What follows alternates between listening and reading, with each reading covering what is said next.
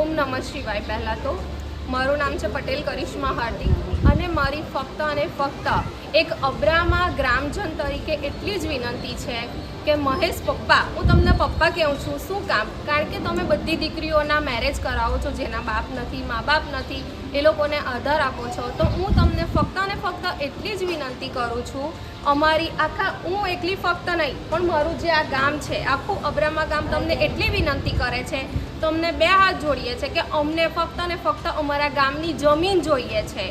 કેમ? કારણ કે અમારા મા બાપે ખૂબ જ મહેનત કરી છે અને અમે શિવ ભક્ત છે આખું ગામ।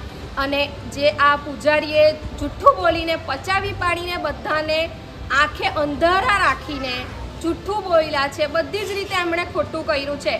ટ્રસ્ટ બનાવ્યું, પેપરમાં ખોટું આપ્યું, એક પણ ગામજનને ખબર નથી પડવા દીધી કે કાન પણ ખબર નથી પડવા દીધી કે આ મંદિરની જમીન એમણે વેચવા કાઢી છે અને વેચી દીધી છે। તો અમારે ફક્ત અને ફક્ત અમારી જમીન જોઈએ છે, તે પણ અમારે ભગવાનની ભક્તિ કરીને જ જોઈએ છે, નથી અમારે કોઈ લડાઈ ઝઘડો કરવો કે કંઈ કરવું। હા, જો હું તમને પહેલાં તો એ ક્લિયર કરું કે મારું અને મારું આખું ગામ, આજે હું ગામ વતી અહીંયા બેઠી છું એટલે હું જે પણ બોલીશ તે મારા ગામની સહમતિથી જ બોલીશ।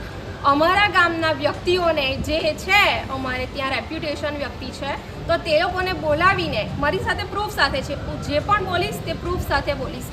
એવું કહેવામાં આવ્યું કે તમારા આખા ગામના જે સ્ટુડન્ટ્સ છે, તમારા છોકરાઓ છે, તેની ફી ફ્રી ઓફ ચાર્જ તમને આજીવન ભણાવવામાં આવશે। અબ્રામાના છોકરાઓને કોઈ પણ વ્યક્તિ હોતે તેવું કહેતે, ચાલની મારે તો શાંતિ જ ને, મારો છોકરો આજીવન ફ્રીમાં ભણી જાય છે, હા હા સ્વીકારી લઈએ।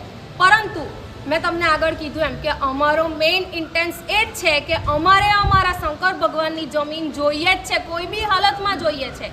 એટલે અમે એ ઓફર ફગાવી દીધી, નથી જોઈતું અમારે અમે અમારી મહેનત કરેલી છે, અમારા મા બાપે મહેનત કરેલી છે અને જમીન કેવી રીતના તમને આપેલી છે એ અમારું મન જાણતું છે અત્યારે, એટલે અમે ઓફર ફગાવી દીધી છે। એ મેઇન અમને હતું, અમારો મેઇન ઇન્ટેન્સ એ જ છે કે શિવ ભક્તિથી અમે અમારા પોયરાઓને મહેનત કરવું। અમારે ત્યાં બધા ખેડૂત જ છે, અમે કોઈ જ એવા નથી કે ભાઈ અમે કરોડપતિ છે કે અમે કોઈ ખોટા રસ્તે આ જમીન માંગીએ છીએ કે મોજસો ખારું, એવું કંઈ નથી। એટલે અમે ઓફર ફગાવી દીધી છે। એ લોકોના જ માણસો હતા ને એ બી અમારી પાસે પ્રૂફ છે ને અમે અમારા ગ્રામજનો બધાએ કે ના, અમે મહેનત કરીશું, અમે અમારા છોકરાને ભણાવીશું, અમારે 2 નંબરનો ધંધો નથી કરવો, કારણ કે જ્યાં કોઈ સત્તા નહીં પહોંચે ત્યાં ભગવાન છે, એ પહોંચે છે। એટલે અમારા ગામના બધાએ ઓફર ફગાવી દીધી।